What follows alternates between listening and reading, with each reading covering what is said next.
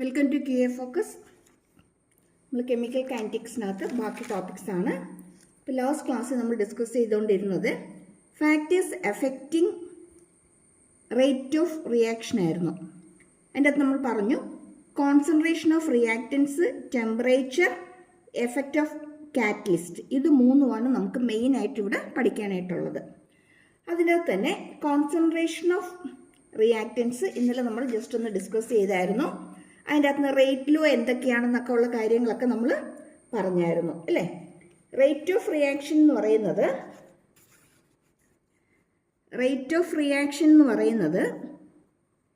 K into concentration of reactance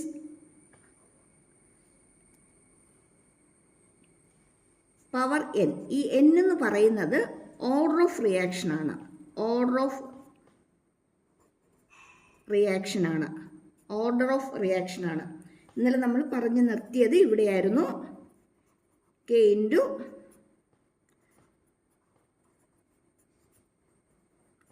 last ക്ലാസ്സിൽ നമ്മൾ discuss ചെയ്തത് ഇത്രയായിരുന്നു. ഇതിനകത്ത് ഈ x+y എന്ന് പറയുന്നത് ഓവറോൾ ഓർഡർ ഓഫ് ദി റിയാക്ഷനാണ്. അപ്പോൾ നമുക്ക് ജനറലായിട്ട് നമുക്ക് എന്തെഴുതാം? Rate of reaction is K into R⁻n എന്ന് എഴുതാം. ഓക്കെ ആണോ? ലാസ്റ്റ് ക്ലാസ് നമ്മൾ ഡിസ്കസ് ചെയ്തത്. ജസ്റ്റ് ഒരു റിവ്യൂ.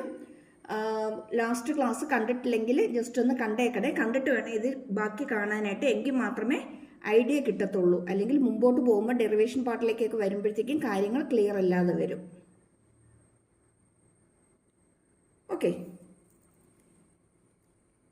ഇനി ഇവിടെ നമ്മൾ റിയാക്റ്റൻസും പ്രോഡക്റ്റും എഴുതിയിട്ടുണ്ട്. ഇവിടെ AA plus BB gives CC plus DD. ഇതെല്ലാം സ്റ്റോഷിയോമെട്രിക് കോൺസ്റ്റൻ്റ് ആണ് നമ്മൾ പറഞ്ഞായിരുന്നു. സ്റ്റോഷിയോമെട്രിക് വാല്യൂസ് ആണ്. ഈ എക്സ്പ്രഷനകത്ത് ഈ x+y ആണ് നമ്മൾ ഓർഡർ ഓഫ് റിയാക്ഷൻ N എന്ന് പറയുന്നത്. x+y ആണ് ഓർഡർ ഓഫ് റിയാക്ഷൻ N എന്ന് പറയുന്നത്. അതേപോലെ ഈ A+B ഇത് രണ്ടിൻ്റെ സം, ഇതിനെയാണ് മോളിക്കുലാരിറ്റി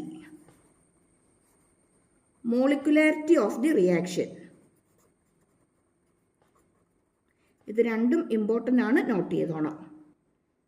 അതായത് കോൺസെൻട്രേഷൻ്റെ പവറാണ് ഓർഡർ ഓഫ് റിയാക്ഷൻ എന്ന് പറയുന്നത്. കോൺസെൻട്രേഷൻ്റെ പവറായിട്ട് വരുന്നതാണ് ഓർഡർ ഓഫ് റിയാക്ഷൻ എന്ന് പറയുന്നത്. റിയാക്റ്റിംഗ് സ്പീഷീസിൻ്റെ നമ്പർ, എത്ര നമ്പറാണോ അവിടെ റിയാക്ട് ചെയ്യുന്നത് അതിൻ്റെ സമ്മാണ് മോളിക്കുലാരിറ്റി എന്ന് പറയുന്നത്. എത്ര റിയാക്ട് ചെയ്യുന്നോ അതിൻ്റെ സമ്മാണ് മോളിക്കുലാരിറ്റി എന്ന് പറയുന്നത്. അപ്പോൾ ഈ രണ്ട് ടേംസും നോട്ട് ചെയ്തോണം, രണ്ടും ഇമ്പോർട്ടൻ്റ് ആണ്. ലാസ്റ്റ് വീഡിയോയുടെ ലിങ്ക് ഞാൻ കമൻറ്റ് ബോക്സിൽ തന്നേക്കാം, കാണാത്തവരൊന്ന് കണ്ടേക്കണേ. ഓക്കെ, ഇനി ഈ റേറ്റ് ലോ എക്സ്പ്രഷനകത്ത് K എന്ന് പറയുന്നത് റേറ്റ് കോൺസ്റ്റൻ്റ് ആണ്. ഈ റേറ്റ് കോൺസ്റ്റൻറ്റിൻ്റെ യൂണിറ്റ് എന്താണ് വരുന്നത് നമുക്കൊന്ന് നോക്കാം. റേറ്റ് കോൺസ്റ്റൻറ്റ് യൂണിറ്റ് എന്ത് വരും നമുക്കൊന്ന് നോക്കാം. അതായത്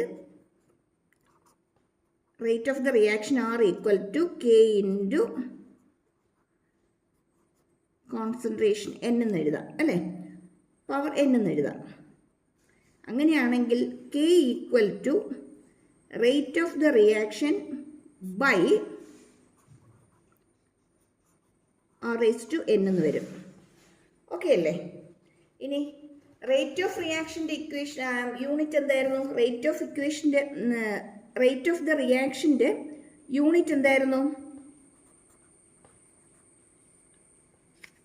മോൾ പെർ ലിറ്റർ (2^-1) ബൈ, ഇവിടെയും കോൺസെൻട്രേഷൻ ടേം ആണ് അല്ലേ, അതിൻ്റെ പവർ എന്ത് വരും? മോൾ പെർ ലിറ്റർ (n) വരും. ഓക്കെ, ദാറ്റ് ഈക്വൽ ടു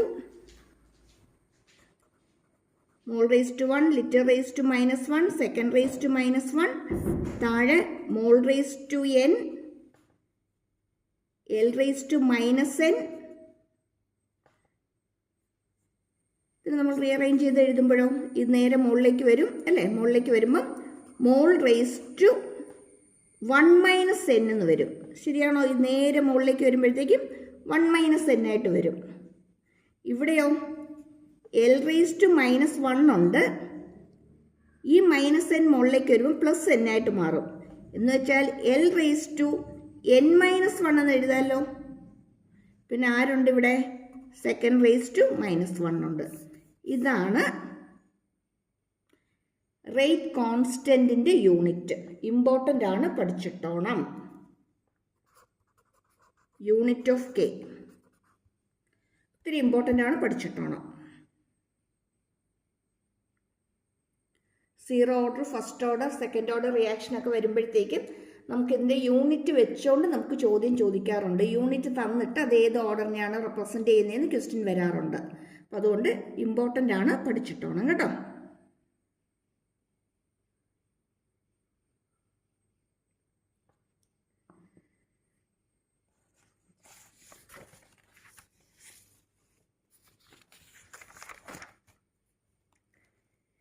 ഇനി നമുക്കിവിടെ ഓർഡറും മോളിക്കുലാരിറ്റിയും കമ്പയർ ചെയ്യാനായിട്ട് സാധാരണ ക്വസ്റ്റ്യൻ വരാറുണ്ട്. ഓർഡറും മോളിക്കുലാരിറ്റിയും കമ്പയർ ചെയ്യാനായിട്ട് നമുക്ക് ആദ്യം ഓർഡർ എന്ന് പറയുന്നത് എന്തൊക്കെയാണെന്ന് നമുക്കൊന്ന് നോക്കാം. ഓർഡർ എന്ന് പറയുന്നത് നമ്മൾ പറഞ്ഞു, sum of power of concentration term in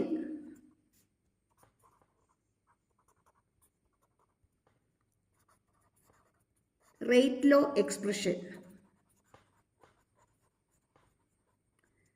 some of the power of concentration terms in the rate law expression.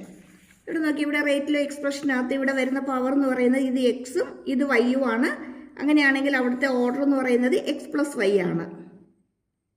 അപ്പം പവറിൻ്റെ സം, അതാണ് ഓർഡർ ഓഫ് റിയാക്ഷൻ എന്ന് പറയുന്നത്. ക്ലിയർ ആയോ? ഇനി ഇതിനെ നമുക്ക് എക്സ്പെരിമെൻ്റലി മാത്രമേ നമുക്കിതിനെ ഫൈൻഡ് ഔട്ട് ചെയ്യാനായിട്ട് പറ്റത്തുള്ളൂ. എക്സ്പെരിമെൻ്റലാണ്.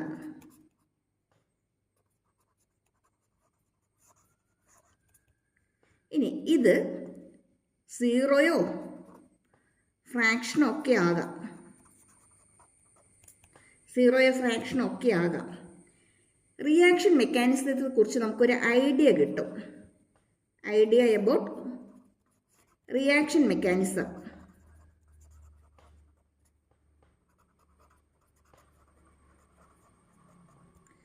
ഇനി എലമെൻ്ററി റിയാക്ഷൻസിനും കോംപ്ലക്സ് റിയാക്ഷൻസിനും നമുക്കിത് ഈക്വലി ആപ്ലിക്കബിൾ ആണ്. ഓർഡർ ഓഫ് റിയാക്ഷൻ, ഓർഡർ എന്ന് പറയുന്നത് നമുക്ക് എലമെൻ്ററി റിയാക്ഷനും കോംപ്ലക്സ് റിയാക്ഷനും അപ്ലൈ ചെയ്യാൻ പറ്റുന്നതാണ്. Applicable to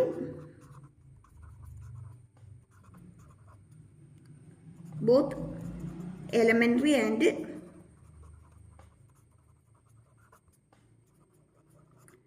complex reactions.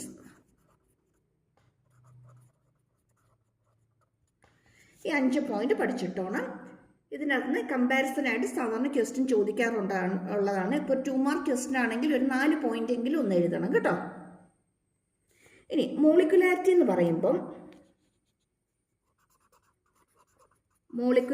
പറയുമ്പം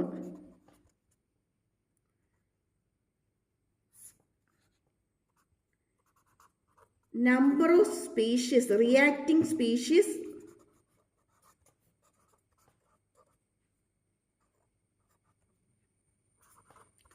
colliding simultaneously in the reaction.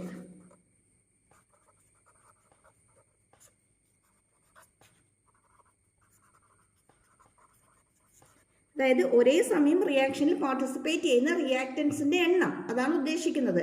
Colliding simultaneously എന്ന് പറയുന്നത് ഒരേ ടൈമിൽ തന്നെ റിയാക്ഷനിൽ പാർട്ടിസിപ്പേറ്റ് ചെയ്യുന്ന റിയാക്റ്റൻസ് എത്രയാണോ അതാണ് അവിടെ ഉദ്ദേശിക്കുന്നത്. ഓക്കെ ആണോ? ഇനി ഇതെന്ന് പറയുന്നത് എക്സ്പെരിമെൻ്റൽ അല്ല, തിയററ്റിക്കലാണ്. തിയററ്റിക്കൽ വാല്യൂ ആണ്. ഓക്കെ ആണോ? ഇതൊരിക്കലും സീറോയോ ഫ്രാക്ഷനോ ആകത്തില്ല. സീറോ ഓർ ഫ്രാക്ഷൻ, സീറോയോ ഫ്രാക്ഷനോ ഇതൊരിക്കലും ആകത്തില്ല. അതുപോലെ റിയാക്ഷൻ മെക്കാനിസത്തെക്കുറിച്ച് ഒരു ഐഡിയയും നമുക്ക് തരുന്നില്ല. No idea about reaction mechanism. ഇവിടെ പറയുന്നുണ്ട് റിയാക്ഷൻ മെക്കാനിസത്തെക്കുറിച്ച് നമുക്കൊരു ഐഡിയ കിട്ടുമെന്ന്. ഇവിടെ നമുക്ക് മോളിക്കുലാരിറ്റി പ്രത്യേകിച്ച് ഒരു ഐഡിയയും നമുക്ക് തരുന്നില്ല. പിന്നെ ഇവിടെ നമ്മൾ applicable to both elementary and complex reaction എന്ന് പറഞ്ഞു. മോളിക്കുലാരിറ്റിയുടെ കേസ് വരുമ്പം എലമെന്ററി റിയാക്ഷൻസിന് മാത്രമേ നമുക്കിതിനെ അപ്ലൈ ചെയ്യാനായിട്ട് പറ്റത്തുള്ളൂ. Only to elementary reactions. ഇത്രയും കാര്യങ്ങൾ പഠിച്ചിട്ടോണം. അറ്റ്ലീസ്റ്റ് 4 പോയിന്റെങ്കിലും എഴുതാനായിട്ട് അറിഞ്ഞിരിക്കണം. തന്നിട്ടുണ്ട്, ഓക്കെ.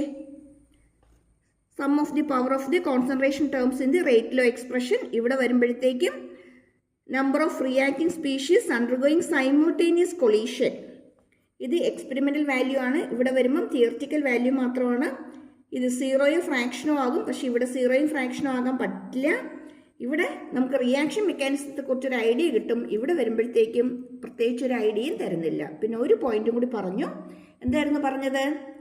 എലമെന്ററി റിയാക്ഷൻസിനും കോംപ്ലക്സ് റിയാക്ഷനും ഒരേപോലെ അപ്ലൈ ചെയ്യാൻ പറ്റും. മോളിക്കുലാരിറ്റിയുടെ കേസ് വരുമ്പോഴത്തേക്കും എലമെന്ററി റിയാക്ഷന് മാത്രമേ അപ്ലൈ ചെയ്യാനായിട്ട് പറ്റത്തുള്ളൂ. ഇനി ഓർഡർ ഓഫ് റിയാക്ഷൻ തന്നെ നമ്മൾ 3 കാറ്റഗറിയിലാണ് ഇവിടെ വരുന്നത്. Zero order, first order and second order. എന്താ സീറോ ഓർഡർ റിയാക്ഷൻ നോക്കാം. നമ്മൾ പറഞ്ഞു എന്നാണ് ഓർഡർ ഓഫ് റിയാക്ഷൻ എന്ന് പറഞ്ഞു, അല്ലേ? എന്നാണ് ഓർഡർ ഓഫ് റിയാക്ഷൻ എന്ന് പറഞ്ഞു.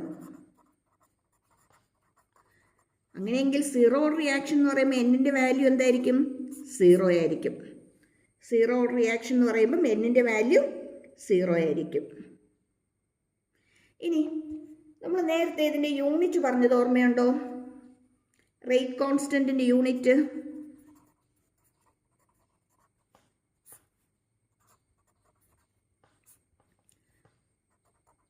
മോൾ raise to 1 - n, litre raise to n-1, second raise to -1. ഇതായിരുന്നു അല്ലേ?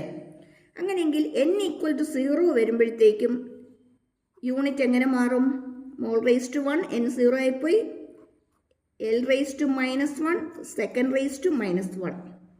ഇത് ആരുടെ യൂണിറ്റാണ്? സീറോ ഓർഡർ റിയാക്ഷനിലെ റേറ്റ് കോൺസ്റ്റന്റ് യൂണിറ്റ് ആണ്. Zero order reaction.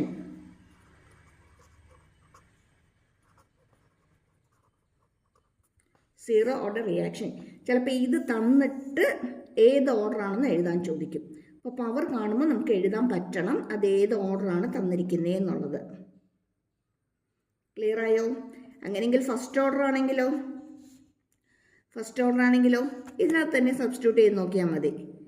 m raise to 1 - 1 അല്ലേ? 1 - 1 വരുമ്പോൾ അത് 0 ആയി പോവും. l റേസ് ടു ഇവിടെയും 1 - 1 0 ആയി പോവും. Second raise to -1. ഇതാരുടെയാ? First order reaction.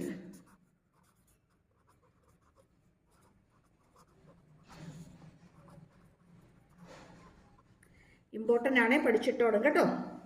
അങ്ങനെയെങ്കിൽ സെക്കൻഡ് ഓർഡർ റിയാക്ഷൻ വരുമ്പോഴോ n2 അല്ലേ? m raise to 1 - 2 that is m അല്ല, മോൾ റേസ് ടു ആണേ. ഓക്കെ, ഇവിടെ എന്ത് വരും? മോൾ റേസ് ടു 1 - 2. 1 - 2 വരുമ്പോഴത്തേക്ക് മോൾ റേസ് ടു -1 വരും. ഇനി ഇവിടെയോ 2 - 1. 2 - 1 എന്ന് വരുമ്പോഴത്തേക്കും l raise to 1, second raise to -1. ഇത് സെക്കൻഡ് ഓർഡർ റിയാക്ഷൻ.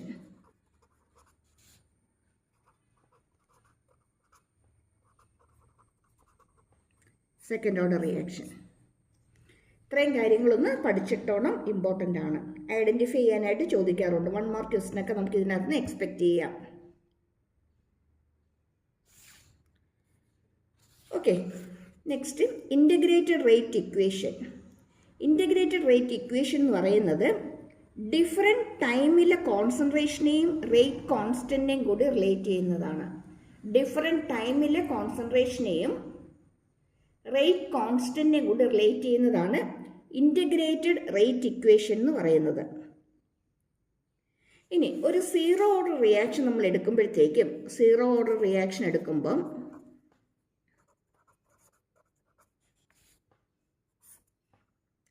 നമ്മൾ പറഞ്ഞു rate of reaction is K into റിയാക്റ്റൻസിൻ്റെ കോൺസെൻട്രേഷൻ്റെ പവർ വരുന്ന ഓർഡർ അല്ലേ. ഓർഡർ എന്ന് പറയുന്നത് n ആണ്. സീറോ ഓർഡർ വരുമ്പോഴത്തേക്ക് ഇത് 0 ആയിട്ട് മാറും. എന്ന് വെച്ചാൽ R ഈക്വൽ ടു എന്തെന്ന് കിട്ടും? K എന്ന് കിട്ടും. എന്ന് വെച്ചാൽ ഇതെന്തിനെ ഡിപ്പെൻഡ് ചെയ്യുന്നില്ല? കോൺസെൻട്രേഷൻ ഓഫ് റിയാക്റ്റൻസിന് ഡിപ്പെൻഡ് ചെയ്യുന്നില്ല. ഇത് നോട്ട് ചെയ്തിട്ടോണം. Rate of reaction is independent of concentration term. കാരണം concentration term any number raise to 0 is 1. ഇത് 0 ആയിട്ട് പോകും. പിന്നെ എന്തേ ഉള്ളൂ? R equal to K. Rate constant is equal to rate of reaction. ഇപ്പോൾ rate constant equal to rate of reaction വരണമെങ്കിൽ അതെന്തായിരിക്കണം? സീറോ ഓർഡർ റിയാക്ഷൻ ആയിരിക്കണം. അല്ലെങ്കിൽ സീറോ ഓർഡർ റിയാക്ഷൻ എന്തിനെ ഡിപ്പെൻഡ് ചെയ്യുന്നില്ല? കോൺസെൻട്രേഷൻ ഓഫ് റിയാക്റ്റൻസിന് ഡിപ്പെൻഡ് ചെയ്യുന്നില്ല. ക്ലിയർ ആയോ?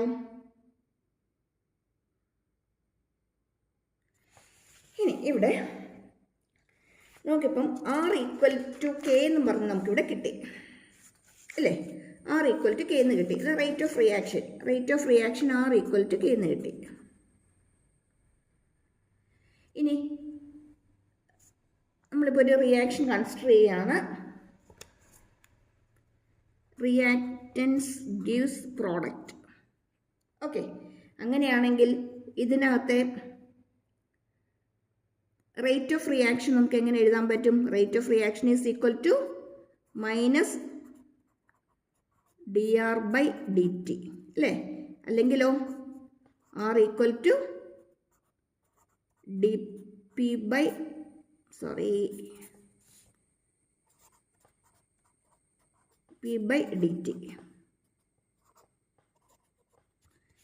അല്ലേ.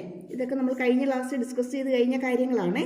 അപ്പോൾ തൽക്കാലം ഇപ്പം ഞാൻ ഈ ഒരു ഇക്വേഷൻ മാത്രം ഇങ്ങോട്ടേക്ക് എടുക്കുന്നു. R equal to minus dR/dt. ഇത് 1 കൊടുക്കാം, ഇത് 2 കൊടുക്കാം.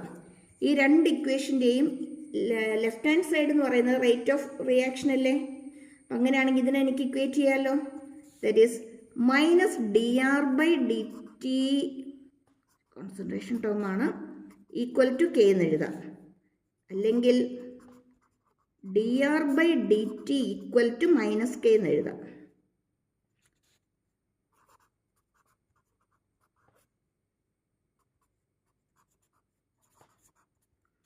മൈനസ് K ഇൻറ്റു dt എന്ന് എഴുതാം.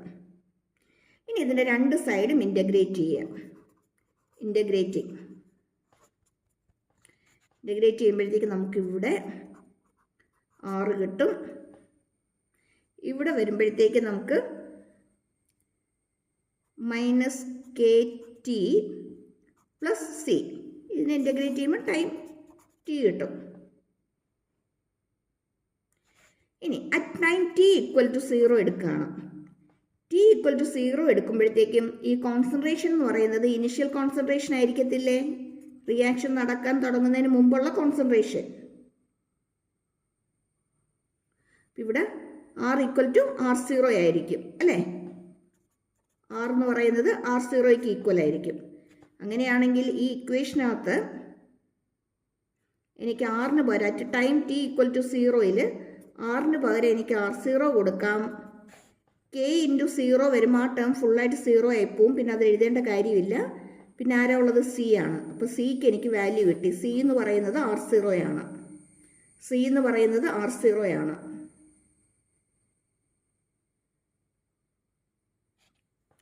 അങ്ങനെയെങ്കിൽ R equal to minus KT plus R0 എന്ന് കൊടുക്കാമല്ലോ. ഇമ്പോർട്ടൻ്റ് ആണ്. Integrated rate law എക്സ്പ്രഷനാണ്.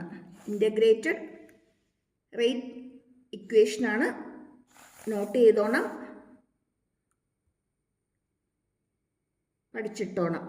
സാധാരണ സ്റ്റേറ്റിൽ നമുക്ക് അങ്ങനെ ഡെറിവേഷനായിട്ട് ചോദിക്കാറില്ല. കൂടുതലും ഫൈനൽ ഇക്വേഷനാണ് ഇമ്പോർട്ടൻസ്. പക്ഷേ നമുക്ക് CBSEയിലോട്ട് വരുമ്പോഴത്തേക്കും ഡെറിവേഷൻ പാർട്ട് ഒത്തിരി ഇമ്പോർട്ടൻ്റ് ആണ്, അതും കൂടി പഠിച്ചിട്ടോണം. CBSE വരുമ്പോഴത്തേക്കും നമുക്ക് ഇമ്പോർട്ടൻ്റ് ആണ്. സ്റ്റേറ്റിലേക്ക് വരുമ്പോൾ ഇതിൻ്റെ ഡെറിവേഷൻ പാർട്ടിന് അത്രയ്ക്ക് ഇമ്പോർട്ടൻസ് ഇല്ല, ഫൈനൽ റിസൾട്ടാണ്. പക്ഷെ എന്ന് വെച്ച് നമുക്ക് അങ്ങനെ അങ്ങ് പറയാനും പറ്റില്ല, കാരണം കഴിഞ്ഞ വർഷമൊക്കെ എക്സാം നല്ല ടഫായി. അതുകൊണ്ട് ഇതും കൂടി ഒന്ന് പഠിച്ചിടുന്നത് തന്നെയായിരിക്കും എപ്പോഴും നല്ലത് കേട്ടോ. ഒന്ന് നോക്കിയിട്ടേക്ക്. ഇനി ഈ ഇക്വേഷൻ തന്നെ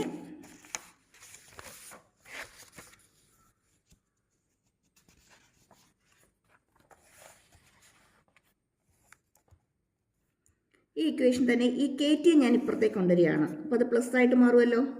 ഈ ആറിനെ ഞാൻ ഇപ്പുറത്തേക്ക് കൊണ്ടുവരികയാണ്, അത് മൈനസ് ആയിട്ട് മാറുമല്ലോ. അപ്പോൾ എങ്ങനെ വരും നോക്കിയേ, KT equal to R0 minus R എന്ന് വരും. ശരിയാണോ? അങ്ങനെയെങ്കിൽ K equal to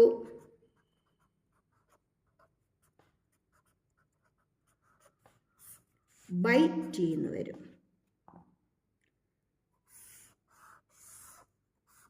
integrated rate equation ആണ്, ഇമ്പോർട്ടൻ്റ് ആണ്.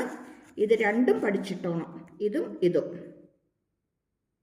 ഇവിടെ റേറ്റ് കോൺസ്റ്റൻറ്റിലേക്ക് നമ്മൾ എത്തിയിരിക്കുകയാണ്. ഒത്തിരി ഇമ്പോർട്ടൻ്റ് ആണ്, പഠിക്കാതിരിക്കരുത്.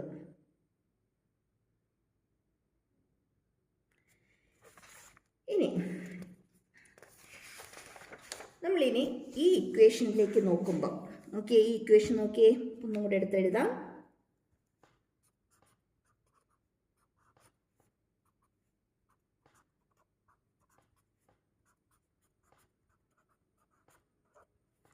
ഇതെന്ന് പറയുന്നത് y equal to mx plus സിയുടെ ഫോമിലാണ്. എന്ന് വെച്ചാൽ സ്ട്രെയിറ്റ് ലൈൻ്റെ ഇക്വേഷനാണ്. ഇനി നമുക്കിവിടെ ഗ്രാഫ് പ്ലോട്ട് ചെയ്താൽ കോൺസെൻട്രേഷൻ, ഇവിടെ ടൈം,